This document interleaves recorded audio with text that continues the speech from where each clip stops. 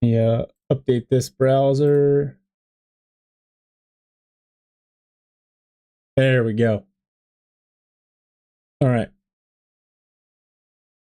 So I am, just as a little heads up, I am just a skosh tight for time today. So what I'm going to do in the grand tradition of Sarge GG is review the patch notes, which just came out. The game, or the patch, should actually launch in the next 5 minutes or so, which is pretty awesome. So I'm just going to look at the multiplayer changes and balance changes here, review them briefly, and then because I have to travel a little bit for work, Saturday is when I will do kind of the big stream with all the Fire and Steel updates and the new DLC. So with that, let's take a look first at the multiplayer changes. So generally, pathing reverted back to pre 1.9 values. I think everyone would probably agree that this is a great thing, although I've gotten kind of used to the 1.9 pathing, but I think this is generally going to be an improvement. The next, they talked about this, the endgame structure cost changes. So this is going to hit the US forces and Wehrmacht the most, which I think is fair. We saw US and Wehrmacht could typically stall for tier 4 better than the Brits and the DAK could. So, especially because the Brits have to tech linearly. But essentially what they're trying to do is increase the window where light vehicles and medium vehicles can be viable.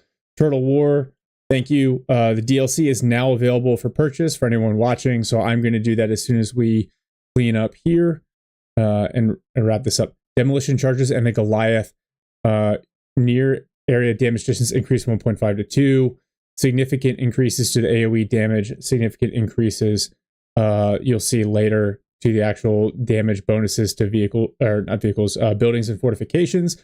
This is great. The Goliath in the past is a little bit lackluster, and for the amount of risk, 100 munitions and having to drive it forward, you want it to be able to kill something. So hopefully very satisfying. Hey, what's up, Terpene? Good to see you. Taking a look at this stuff. If you guys have any questions, because I'm doing this live, this is a good opportunity. I'm just going to read the questions out from the chat and go from there. HMG bunkers have had their suppression standardized with normal machine guns. I think that's probably fine. I know there's been some frustration in the past when you put a bunker to cover a VP and it doesn't suppress the enemy infantry fast enough to prevent the capture. Yeah, good to see you too, dude. If you play it all this week with the new patch, send in your replays because I'm going to do a big cast on Saturday. Capturing a construction.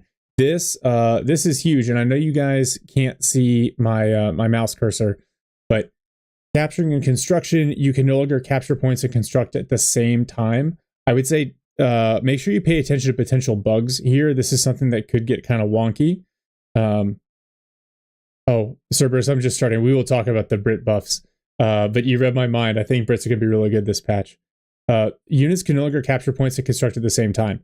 I think this is actually an indirect nerf to Wehrmacht, right? Because they start with Pioneers, and unlike the Sappers, which are a good combat unit, Pios are pretty weak. So one of the advantages of getting multiple Pios is you have the ability to cap the map and put down field fortifications and mines. That utility is going to be reduced now that you can't capture and construct. We'll see that. I know they said they're keeping an eye on it, so we'll go from there. They are trying to incentivize a lot of field defenses. So the barbed wire fence will now block the ultralight movement and slow light vehicles when crushed.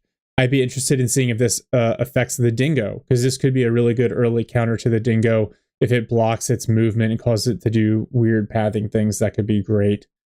Reinforced barbed wire. The build time reduced.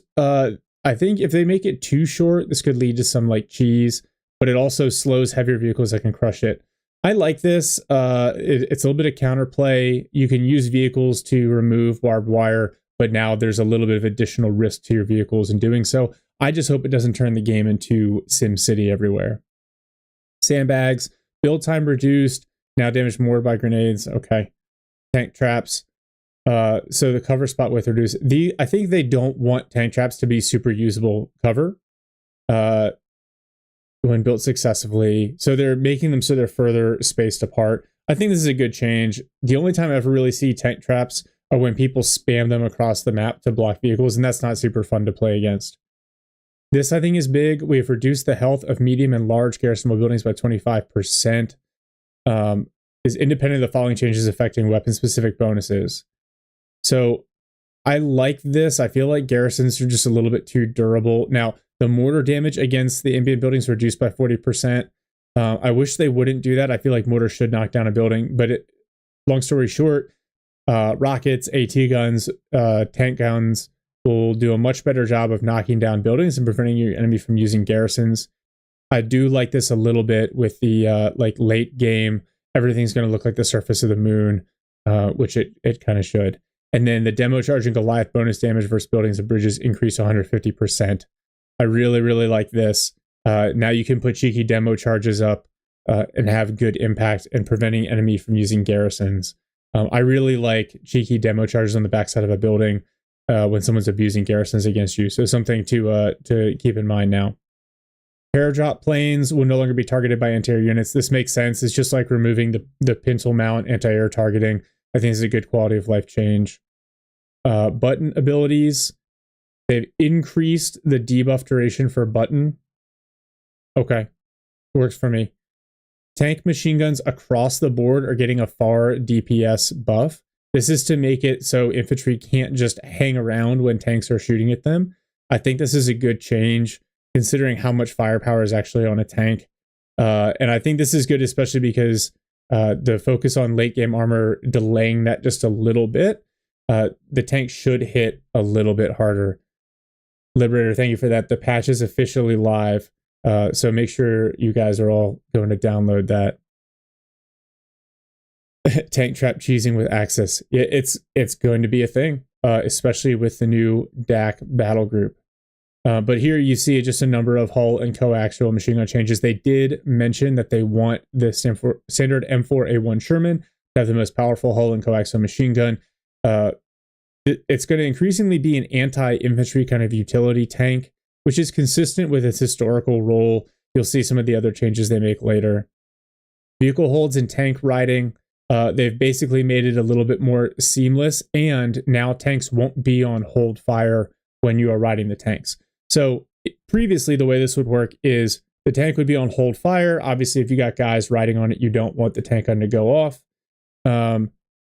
If the tank took fire, the infantry would continue to ride until the tank's armor was penetrated, right? Now, the tank will actually enter combat, and as soon as it does basically traverse and shoot, it sounds like the infantry will be forced off. I'm okay with this. It makes a lot of sense, but it's cool. I think the tank riding is kind of a cool mechanic in this game, so looking forward to that continuing. Oh, awesome, you're able to purchase the battle groups. Oh, fantastic. All right. Medium and heavy vehicle changes. This is huge. All medium and heavy vehicles take 33% increased damage on rear armor hits. So what they're trying to do is increase the incentive for you to flank these vehicles. Essentially, shots from the front have the highest armor, shots on the side, less armor, shots on the rear, even less armor and increased damage. This might be the only way to kill a King Tiger. I think this is going to make... they're going to have to play with the balance of this, because in 1v1s and 2v2s where flanking is really common, it is going to make it really difficult to keep your heavy tanks alive, and it's going to reward... I think it's going to really reward like Jaegers with Shreks, and some of the Crusader dives, things like that. Medium and heavy tank guns have had their scatter on the move increased. I think this is fair. It's going to make it harder to chase down vehicles. Hey, Tony. The Centaur, the Easy 8, and Crusader variants are unaffected. This, again, kind of makes sense. Does not impact autocannon-based weapons. The Centaur being unaffected is a little weird to me, and the Crusader, I feel like, should still have scatter. I know the Easy 8, what they're basically saying is the whole point of the Easy 8 was the special suspension, the horizontal volute spring suspension, so it should shoot more accurately on the move. So that's what we're seeing here. All right, now, getting into the U.S. forces. Now, if you do not upgrade your fighting position, if you use it as a garrison, you can refund 75% of the manpower invested over the course of 10 seconds.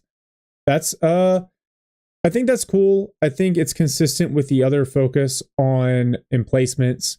Now you can dig in build a fighting position, use it, and then pack it up when you don't need it. I like that it's not a full 100% refund, but it does encourage you to be a little bit more deliberate with your emplacements. So I like that. Air Support Center, they've added improved aircraft armor, replaces air supply, increases the health of all aircraft by 50%. So the purpose of this is to encourage people to use the Air Support Center by essentially making the aircraft more resistant to anti-air abilities. This will also, I think, help non-Air Support Center abilities. So, for example, the Special Operations anti-infantry loiter. If you get this upgrade, that loiter will be more resistant to anti-air.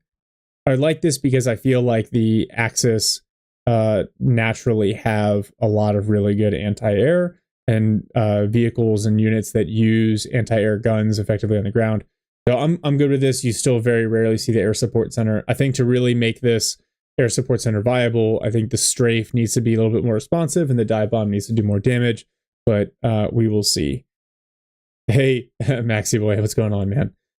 All right, Mechanized Support Center. They made a couple changes here. So the upgraded half-track variants, so you can get them without having to pay the munitions cost, are now at the motor pool instead of the Weapon Support Center. I don't hate this because if you go barracks and then you go motor pool, it allows you to get the half-tracks without having to side tech to the Weapon Support Center. So I like this general change. The cost of the upgraded half-tracks is reduced. So you basically, it costs a little more fuel to get the motor pool, but you save the munitions. Good with that. Weapon Support Center fuel cost increased from 10 to 15. I think that is totally fine. Weapon Support Center starts are way viable right now in 1v1s. Bazooka half-track time. You do lose bazooka upgrades. Yes, you can't get the improved rockets until you build a Weapon Support Center. I wonder if the price for the weapon support for the improved rockets will come down, but probably not. So I'm sure they'll keep an eye on that. Forward repair depot repair speed increase from 6 to 8. I think this is really necessary. It was always shockingly slow. It would be, I wonder if there's another, like maybe if you, with the Mechanized Support Center unlocked the salvage kits, maybe it further, there's the improved repair ability. I wonder if that affects this forward repair depot. I'll have to test that. But there should be a way to buff this up even further because it's very, very slow at the moment. Scout build time from 20 to 30 seconds. All right, so this basically makes it so scouts and pathfinders build at the same rate. So there's no point now to doing the whole spam 4 scouts, get them out to the field, then convert to pathfinders. I think that's a clever way of avoiding kind of the current spam. We'll see.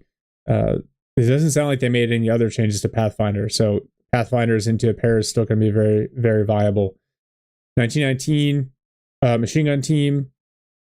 This improved defensive setup 30% damage reduction bonus only triggers in cover or garrisons. That is the Vet 1 ability, but the standard 20% damage reduction when set up, I wonder if that still applies. So when someone hops in the game, we will find out. I like this in concept, though. The damage reduction should only occur in cover. Part of the problem is, and Tightrope made a whole video about this, it is hard to get your entire machine gun team in cover, but that's a separate issue that I think they need to probably fix. All right. The personnel carriers increase the build time of the M3 to weaken the rush timing and give the opposition more time to prepare. Okay. Refreshed one of the veterancy abilities, which is previously unused. So build time increased by 15 seconds. Fortify positions changed now cause the half-track to place down a free fighting position at the target position that will construct itself over 15 seconds. Does not provide resources if salvaged. Okay, that answered my question, because I was like, if you could build it and then immediately salvage it, you could just farm manpower, which is nuts, but that you can't do that. So fortify positions change to advanced medical crews for the medical variant, so increases the healing rate. I like that. And I think we're going to see a lot of the armored personnel carriers with the heavy weapons battle group and the exchangeable parts here.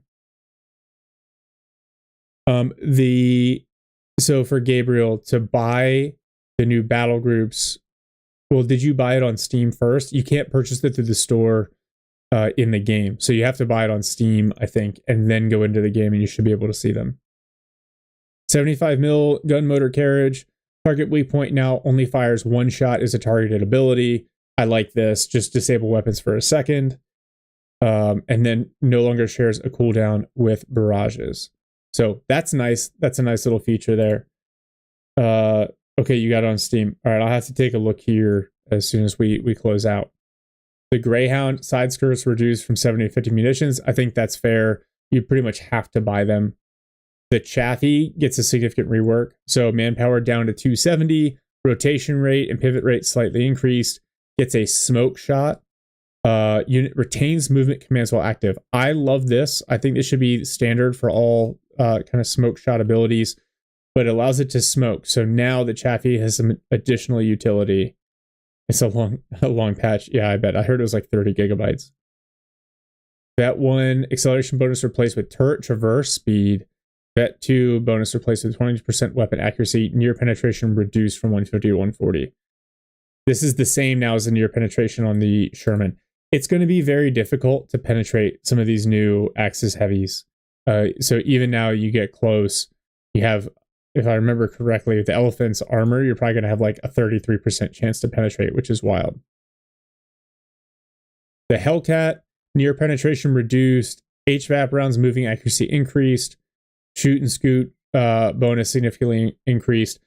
I think if they keep doing this, they eventually need to give the USF forces access to the Jackson. Some sort of bigger tank destroyer. We will see where the Pershing lines out in terms of stats, but I am worried about the US forces' ability to deal with heavy tanks. No, you're good, Gabriel. You're good. Armored battle group. The assault engineers, their near accuracy is changed to match standard engineer grease guns. You just have the one extra model. Reinforced cost increased. I think you're going to see a lot fewer assault engineers. You're just not going to get the bonus from them at this point, and they already don't scale into the late game. So, rip assault engineers. Scott, SPG command point increased by 1. Easy 8 command point increased by 1. Field repairs command point decrease. That's interesting. I think pushing the Scott back from 2 to 3 is eventually basically going to kill the Scott. The Sherman Easy 8 production, I get that. So you still have to build it. I think that's fair. I saw they did the same thing with the Panther. Ranger Squad, Veteran C2 rate of fire bonus increased slightly. You see this with a lot of the elite close range infantry. Their rate of their Vet 2 bonus for rate of fire is going to go up slightly, which again makes sense. I feel like elite infantry were not scaling as well, with the exception of the Stas-Trooper and the Glossatory. SSF Commando health increased to 100 to 105. I think this is good. I feel like the SSF, they're a strong unit, but they show up so late and they really struggle to deal with the Axis elite infantry, especially like Jaegers and Stas-Truppen, which is kind of wild, but they struggle to get the veterancy that they need. And then even with survivability bonuses, they just don't hold up as well against those Axis late game infantry. The smoke screen for the Special Operations Battle Group no longer has a munitions cost. It has a longer cooldown. I really like this. The rating flares are really strong because they give you the vision and the accuracy buff. But now that smoke screen is free, that's free smoke anywhere you want it on the map. So pretty cool. I'll mess with that a little bit for sure. The Mark vehicle plane health increase just to keep it alive a little bit longer, which I feel like is required. The Pack Howitzer team. Is this the distance scatter? Oh, it must be for just the white phosphorus barrage. So it's sped up with increased scatter to cover a wider area. I haven't seen many Pack Howitzers recently. I think that and the LEIG got kind of nerfed into the ground. They may have to bring that back at some point. The Whiz Bang. One of my favorite units, been underperforming for a while. These changes kind of frustrate me. So they increased the vertical traverse speed on the rocket launcher. They've increased or sped up the reload time, reduced the ready aim time to allow it to react and shoot faster. And that's cool. My issue with the Whiz Bang is that as soon as the first rocket hits, a good player is going to easily be able to dodge the impact area. And so I don't know if it needs to shoot fewer rockets or it needs to shoot them at a faster rate, but it just doesn't hit with anywhere near the same. It's a good area denial weapon, but it's not a smash your team weapons artillery unit like the Stuka is or the Wespa. So I'm a little frustrated. I think the Whiz Bang still needs a little bit of love. Long range barrage no longer shares a cooldown with the main barrage. Okay, I don't like this. This is the direction that Relic has taken with the shared cooldown on all these artillery units, is that now none of them have a shared cooldown. I think that's super broken. I think they like the cooldowns need to be shared, and the different abilities should stand on their own. The long range barrage increased from 35 to 50. Yeah, I think the Whizbang needs a rate of fire bonus, and we need to do away with these not shared cooldowns on artillery units. It just makes the late game so punishing. Because especially in 3s and 4s, it's really hard to sneak through and knock out a couple of Espas or a walking Stuka that has all of the DAK vehicle health upgrades. It's nearly impossible. All right. Real quick, onto Wehrmacht side skirts. They moved the side skirt upgrade to tier 2 and tier 3 after support armor elements has been upgraded. I think this makes sense. This allows you to play heavier into those tiers while waiting for tier 4 or waiting for Panthers or Tigers. So that makes sense. So slight suppression looks like a 15% suppression increase to the MG42. The Panzer Grenadier squad, they've undone the nerf to the speed penalties for automatic fire. We'll see. The V for victory button was pretty annoying. Then people had to stop using it because you could easily counter it with a grenade. Now they'll still be able to move. And then similar veteran C2 rate of fire bonus as the other elites.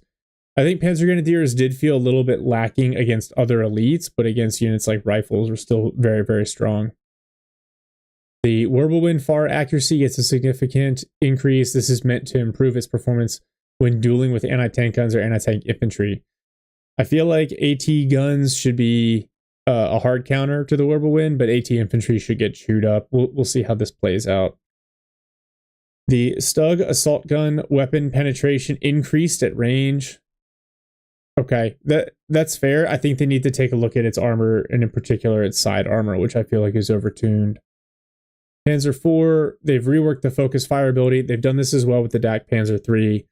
So now the unit speed rotation rate debuff happens after the ability is used. So you get 15 seconds of increased rate of fire, and then 15 seconds of your vehicle moving much slower than normal. I guess I don't understand like functionally how that works, but I think it will encourage you. You use it to like win a firefight and then back up, right? So you come across like a Hellcat.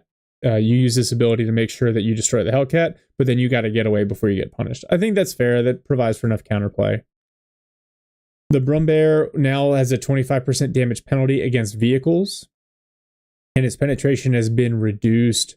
Now so I think this is 120 when penetrating, and then it should drop to 30 damage on a deflection hit if I'm doing the math correctly. That's fair because the Brumbear is designed, it already counters infantry really well. It doesn't need to counter medium tanks, which it kind of does. A Brumbear versus a Sherman is kind of a toss-up right now, especially from the front. The Tiger timed fuse shot replaced with S-mine launchers. I like that. It's just a quick get off me button. It's a cool ability when it goes off. Hey Isaac, so I don't know that anyone's streaming it yet. I haven't downloaded the update yet. It's pretty big. I'm sure there'll be a lot of people streaming it later today. I am going to do on Saturday a long cast with a bunch of different replays focusing on the new DLC. So I'm going to give them a couple of days to work out the kinks and the bugs and issue a couple of hot fixes and then go from there. The Coastal Battle Group Artillery Officer manpower cost has come down. Coastal build time bonus increased slightly. Sandbag build speed normalized. Designate defensive line is gaining a boost to improve nearby bunkers to make this ability synergize with other elements. So I think they're trying to bring coastals back just a little bit. The Obiche gets a veteran C3 damage reduction. I'm not crazy about coastals just because I feel like the gameplay feels cancerous, but they have not really been viable with a lot of the nerfs. So interesting that they're making these changes. Don't totally disagree with them. This is something that is going to drive me crazy. So they've made significant changes to the Granatbuchse. For the Fallschirm Pioneers, bar damage increase, extra damage against units in heavy and light cover, bonus damage against units in garrison. These things, we're going to see lots of fall pios with Granatbuchses. Aim time modifier reduced. Yeah, Fallschirm pios with Granatbuchses are just going to absolutely slay people. So I would say a new build order, go Fallschirm pios, get your tier 1 veteran C upgrade as soon as possible, spam these guys, focus on munitions, and then just attack move your Fallschirm Pioneer blobber on the map, deleting enemy infantry. In particular, I don't like the damage bonus against units in heavy and light cover from a grenade launcher. I feel like it should be entirely based on where the round lands, right? So like the change from CoH2 to CoH3 in grenades, it doesn't make sense. They already do so much damage, and standing in cover clumps you up. This extra damage, it's going to get really cheesy really fast. So Stuka Loiter, the anti-vehicle plane bonus damage against vehicles reduced from 125% to 40%, and it no longer pins or suppresses infantry. That's nice, because that was the Luftwaffe Loiter was just so oppressive. So yeah, I would prefer these to be skill shots rather than loiters, but those are good changes. I think Luftwaffe Loiter is going to be a lot less viable in this patch, or at least less oppressive.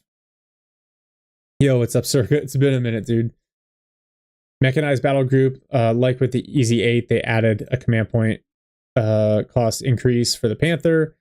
And then with the Wespa, so they basically have increased the scatter and the offset to make it so it wasn't overly accurate. And they've increased the scatter and then for the tracking barrage, and then force it to fire at high angle, which increases the amount of time the round takes to get to target. They've increased the fuel cost for the Wespa. They have not separated the two barrages like we talked about. The Wespa is still going to be good. Hopefully it feels just a little bit less like instant squad wipey, but still going to be very, very strong. British forces, the base howitzer. Okay, so lots of changes here. Essentially, the base howitzer is going to be incredibly responsive, is what it looks like. Bar damage increased. Weapon area of effect damage model cap of 4 from 3. So now the recon already from the infantry section, you can't just ignore it. When you see the flares, the rounds are going to come in much faster and they're going to do a lot more damage. I think you're going to see a lot more of the Brit infantry sections with the recon upgrade, because this is going to be really viable. Rest in peace, Brit mortars. You don't need them anymore. Hey, Pepe, good to see you, man. Yeah, this is just going to be a quick breakdown because I unfortunately got to get on the road, but we'll run through this real quick. If you got anyone's got any questions, again, please throw them in here. Make this stuff easier. Light vehicle training. So they've, because I forget who highlighted this, the accuracy, rotation, acceleration bonuses. Most vehicles, 1, got them as part of their Vet 1, and then 2, with some of the pathing updates, those bonuses really didn't actually change the performance of the vehicle. So they've changed it to a plus 25% rate of fire and plus 25% ability recharge. Light vehicle training is still going to be really good. I hope that they have fixed the bug where light vehicle training could apply multiple times. Remains to be seen if they, hopefully they fix that. But light vehicle training will definitely be viable, especially for stuff like the Humber or the Polston. Infantry sections, getting a close range damage and base rate of fire increase. Boys AT rifle fire aim time removed, but the weapon cooldown increased. So, all right. So for the regular infantry sections, yeah, Brit infantry are going to be really good this patch, right? I expect to see a lot of Indian artillery for the manpower hacks there. Infantry section is going to continue to do work. Plus, the sappers are already super strong at the start of the game. Combined with infantry training, yeah, Brit infantry are going to be really nasty. The boys AT rifles, essentially what they did, the first shot will happen faster, but the cooldown is increased, so over time, you won't be able to salvo shots as much. This means that boys AT rifles are going to be even nastier against DAK light vehicles. I think Brits pretty much hard counter DAK at this point if you lean into the AT rifles. I don't think the section buffs were needed. I thought sections were fine. They're a little bit slow to start, but especially with the infantry training, they scaled so well. Yeah, there's no real reason to go Brens anymore. Just go the Recce package. You get the artillery, you get the accuracy buff, you get the flares. Yeah. The platoon command post manpower cost reduced.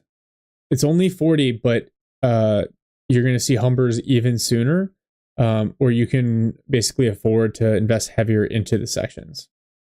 The Stuart light tank fuel cost reduced by 5. I guess it makes sense. You didn't really see Stuarts a lot this patch. You mainly saw Humbers into like Crusaders. But this, because you still have to side tech, so you might see builds where people build 2 or 3 Stuarts. I know Stefan JF had his build where he combined the different kind of Stuart upgrade packages to great effect.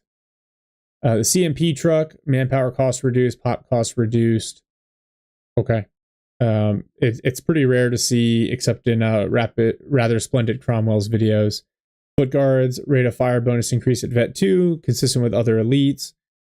17 pounder, significant penetration increase, which is needed because 17 pounders are going to be required to deal with the King Tiger and the Elephant. Gurkha rifle section, Thompson damage increase. This is good.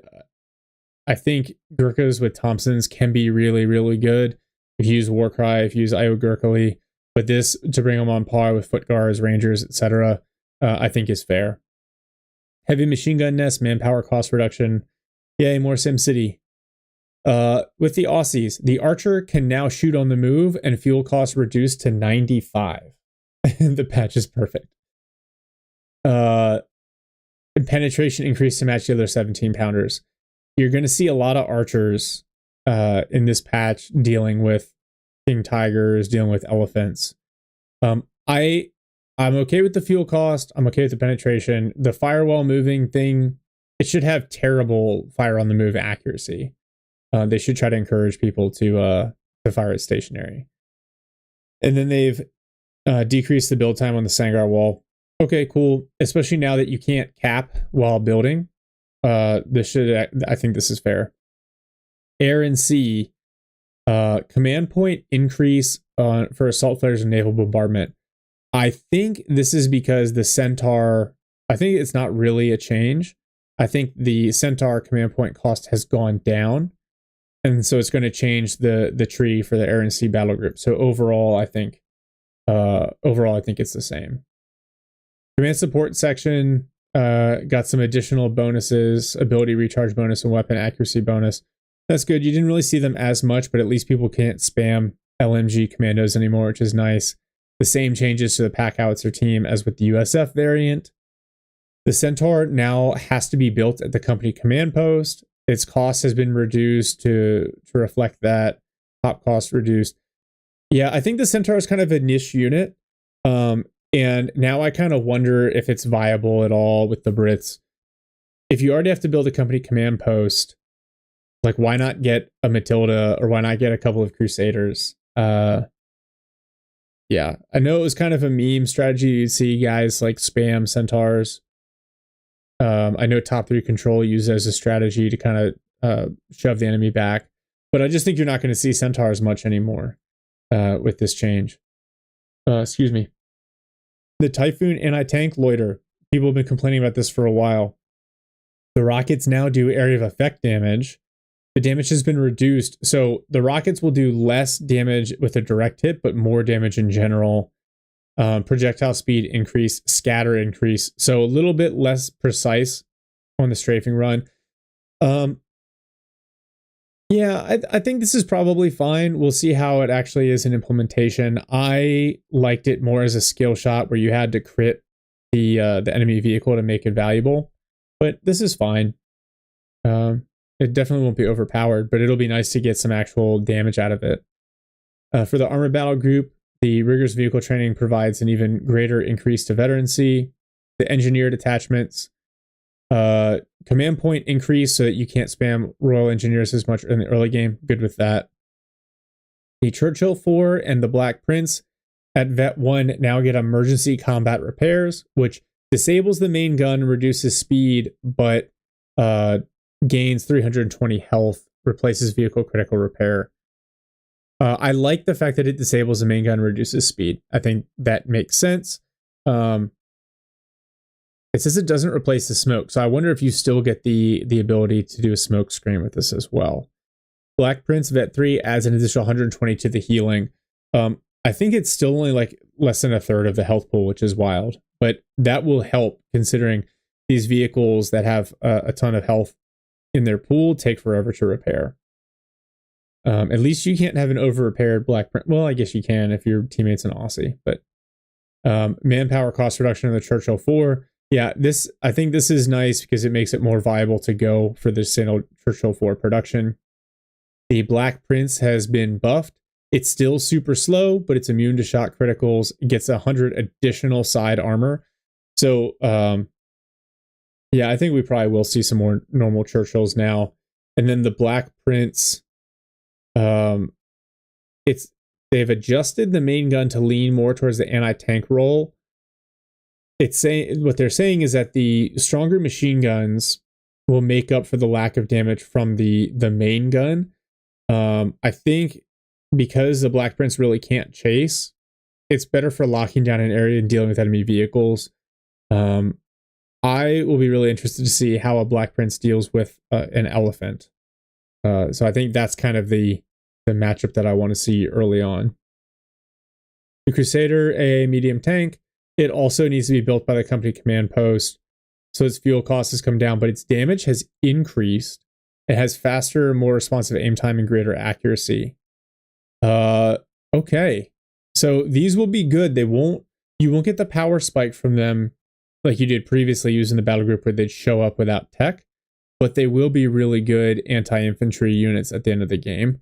Yeah, I'm for this. And then thanks, gang. Doing my best here to provide unsolicited opinions on the patch notes. The repair assembly position swap to the Crusader AA medium tank in the battle group tree. So I'm looking forward to seeing the new battle group trees and how that changes the builds here. Okay. Last thing, the DAK Panzerpioneers, same changes to the Granatbuchse, and they no longer have tech requirements. Yeah, so if you want to play DAK and you want to be cancerous, build a bunch of Panzerpioneers, go espionage, get them all GRB 39s, and just attack move around the map with invisible infantry with grenade launchers. As what the Spiffing Brit says, this is a perfectly balanced game with no exploits. That's the exploit with DAK right now. Panzer Grenadier Squad, mechanized advanced duration doubled in length. Makes sense. It's not the best ability anyway, so making it run longer and making it a passive is valuable. Assault Grens and Guastatori get the rate of fire bonus increase at Vet 2. I feel like Guastatori are already pretty strong right now, very tanky. The Assault Grens, this will help if you can get them to Veterancy. Yeah, the new DAK Battle Group also gives you the free grenade launcher inside the 250s. So yeah, you get some 250s out, double grenade launcher. Now, if you have a vehicle or a unit in a building and you see grenade launchers, especially DAK or DAK half tracks, just run. Med truck pop cap reduced. Pack 38 mechanized group cost increased from 275 to 300. This makes sense. It was, I think, now the most economical option for the half track deployment. So I think it's 275. Well, so now it's going to be assault grenadiers are the most economical option for the half track deployment. Walking Stuka. So they've increased the fuel cost by 15, but the barrages are still not sharing a cooldown. So Walking Stuka Terror is going to remain a thing. Oh man. I'm not crazy about that decision, but we'll see. We'll see how long that stays. Now that this major patch is out of the way, I assess that minor balance updates will come more often than they have in the last couple of months while they were working on this. The Panzer III has gotten an increase to its traverse speed and its rapid fire Vet 1 ability. They want the Panzer III to be an aggressive mobile tank. This fits the faction. I like it. My bigger concern is some of the late game durability upgrades that DAK vehicles get, because they apply like flat health buffs. So you can get an extra 120 health on your Panzer 3s. I think that might be a little bit overtuned, but it's fine. The Summa Vente has received a massive rework. You think you say people will come to Company of Heroes 2?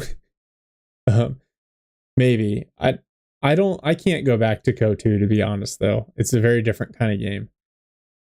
Summa Vente, yeah. Oh, okay. I'll tell Jamie. Rather Splendid Cromwell Panzer 3 spam meme videos. Yeah, I think that'll be a thing. Essentially, huge changes to the Summa Vente. Its penetration's been increased to a flat 150 to help it at all ranges. It gets a improved barrage, and then it's going to get target weak point.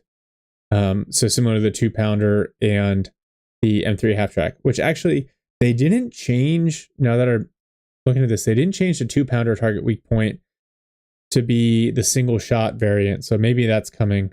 But yeah, 2-pounder shutting down a Tiger is kind of hilarious. The incendiary munitions are being reduced by about 3/4 value. Okay, that's a good start. And then, yeah, the Stuka anti-tank loiter, bonus vehicle damage reduced, no longer Panzer suppresses infantry. Wow, so both Axis loiters got pretty significant nerfs. And this will definitely incentivize some of the other battle groups, or now potentially the Stuka dive bomb, which is super, super strong if you can pin down the shot. Heavy machine gun nest, cost reduced, suppression rate reduced, weapons firing cone increased. It's just to put it in line with other defenses, so more or less the same. And that's it. Those are the notes right there. So we'll just throw up the old webcam here. Did that work? Yeah. Oh, now breaking everything over here. All right. So, yeah, the big takeaways, I think Brits are going to be really strong this patch. I think there's more reason than ever to use the new heavy tank battle groups. I think Americans are really going to struggle in the late game. It depends on how good the Pershing is, but I think Sherman's really going to struggle. Hellcat's penetration reduction, and then all of the anti-vehicle that the Axis can field. No change to Jaegers, no change to Stas. So yeah, I think USF still going to have to try to maintain that early game pressure to beat the Axis.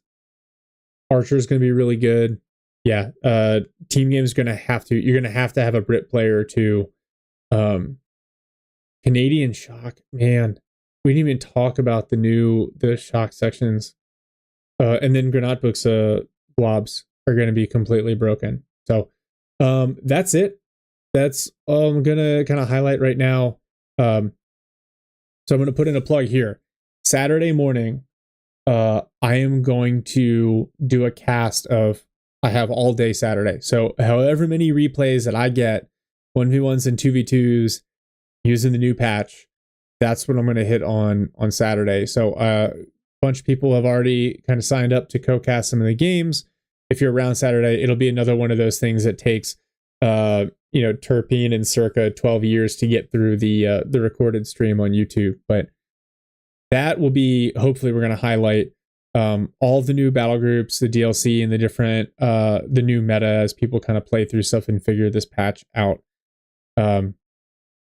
I expect there are going to be a couple of hot fixes that may break some of the replays, but to everyone that's watching, if you've got replays using the new content, the new battle groups, send it in. I can't wait to cast this stuff with you.